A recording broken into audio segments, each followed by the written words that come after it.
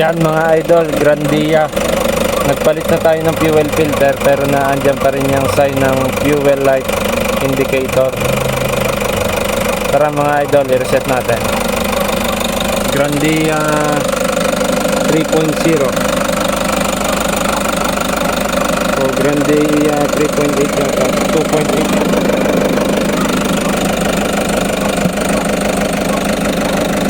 Yan, 3.0 mga idol. Yan, tara reset natin mga idol. Una, i-off nyo muna tong ignition. Sabay hugutin nyo tong socket na ito. Sabay balik tayo dito sa ignition. On. Sabay start. Sabay salpak natin ito mga idol. Sabay ayan natin kung yun mga idol, ganun lang kabilis mag-reset ang fuel light indicator ng Toyota Grandia 3.0.